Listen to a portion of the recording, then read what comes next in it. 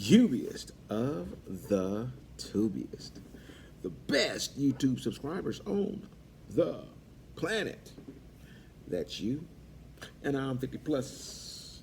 Over the next couple of days, I'm going to talk to you guys about three different options that you can have if you choose to come here to Melton. One would be an OTR driver, next would be a regional driver, and third would be an E-fleet, which is like a hybrid of the two, okay?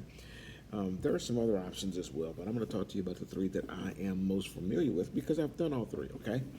And so you guys know I like to talk to you about stuff that I know for a fact. If I don't know it to be factual, I would prefer not to talk about it, or at least get you the proper information.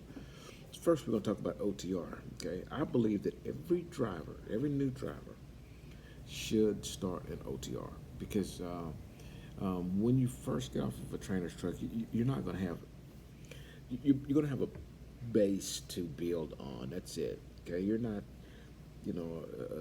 this awesome driving machine once you get off of a trainer's truck. And being OTR helps you to build up stamina, number one, live in the environments, learn the environments, and some things like parking, for instance, seems very simple, finding a place to park, but when you're in unfamiliar territory, the skills of being able to invent parking in a safe place is a honed skill, and you can develop that doing OTR, and taking a lot of different loads. When you're regional, even when you are doing a hybrid fleet, you can get a little locked into the same type of freight. Okay, so when you're OTR, you get to experience a lot of different freight, which helps you to hone your driving skill and your securement, and also just being able to have the experience of getting other freight. Okay, what it actually does is help you develop your securement skills. Something you definitely want to work on, get better with. I don't know of anybody who don't want to do that. The better you are with it, the faster you can go with it, and the more safe your run is going to be, the more money you're going to make in the end. Okay, so all these things kind of lump together, but the experience of OTR helps embody all of the things that we're going to need if you did the other two.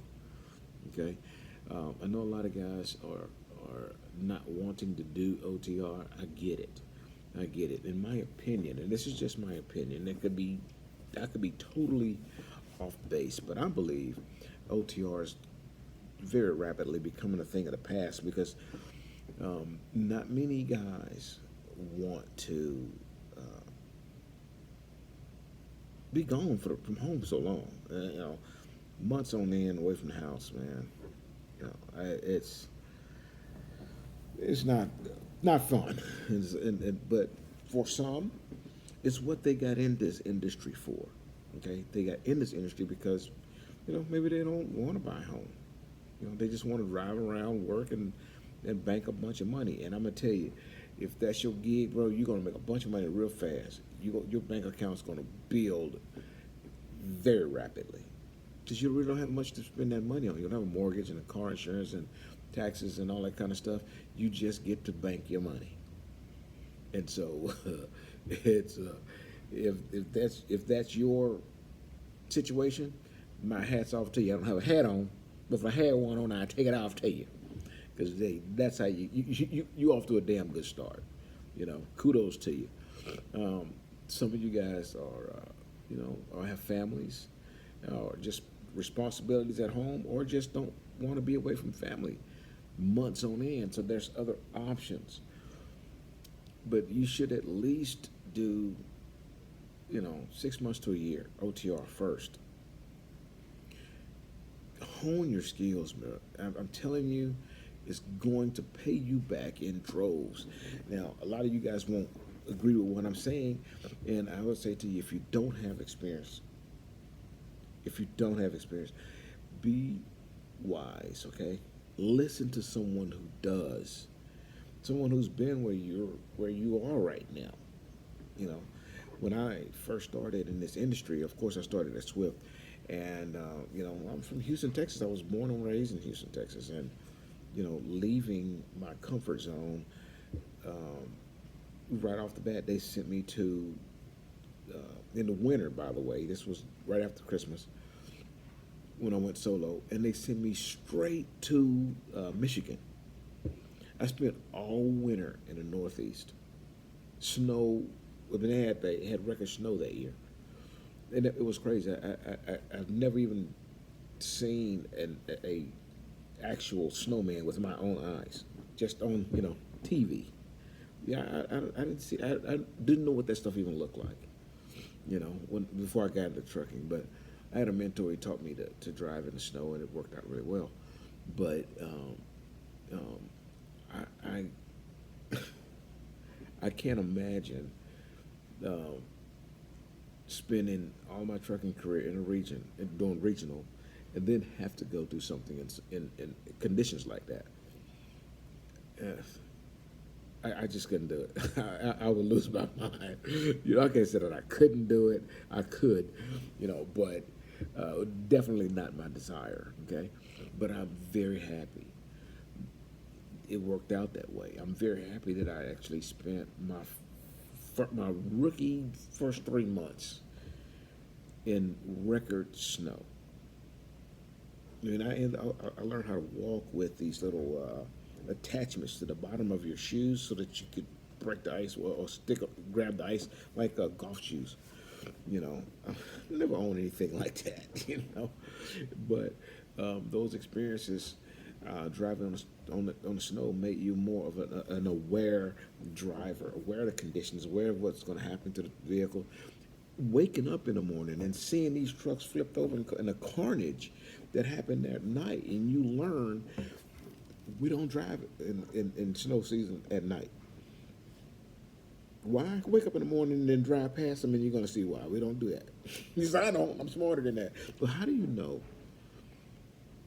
how to handle these situations if you don't experience them? How do you know that what I'm telling you isn't true or not if you're not willing to accept the wisdom that I'm giving you? So, definitely make your mind up. However, if you want to listen to wisdom, listen to me when I say you should start at least 3 to 6 months.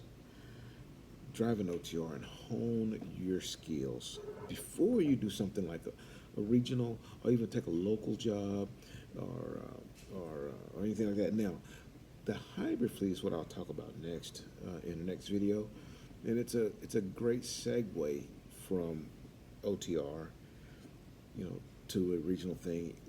So maybe you don't really want to stay, in the region, but you do want to get home to the family, every other weekend or something like that. Maybe the hybrid fleet is for you. So we're going to talk about that in the next video. I just want to open you guys' minds up to OTR, but I do want you to understand what this industry is when you first get into it and you're doing OTR. It's a dedication, bro. You're going to be separated from your family for quite a while, and you're going to build up home time. And when it's time for it, they're going to route you home, and you're going to spend that time with the family. And those days are going to zoom by, and then you're off on the road again. It's hard on a lot of guys. It's hard on a lot of young families. So if this industry is something that you want to be in, then you're going to have to be prepared for that. And that's just honest truth, okay? Your worth, your value as a truck driver goes way up when you are an OTR or you have an OTR experience, okay? You're valued a lot. In fact, if all your career you've only driven a local, you're just not you're just not as valuable of a driver as someone who has, you know, even regional experience. Okay, it just makes a whole lot of difference in your options later on. Okay, consider OTR. If you have any questions, just ask them down below. Okay, if you decide that hey, you know, I really want to try some flatbed, there's a link down below. Come ride with us over here at Melton. Now, Melton has options outside of the three we're going to talk about. And speak to your recruiter on that. Be open to OTR. Okay.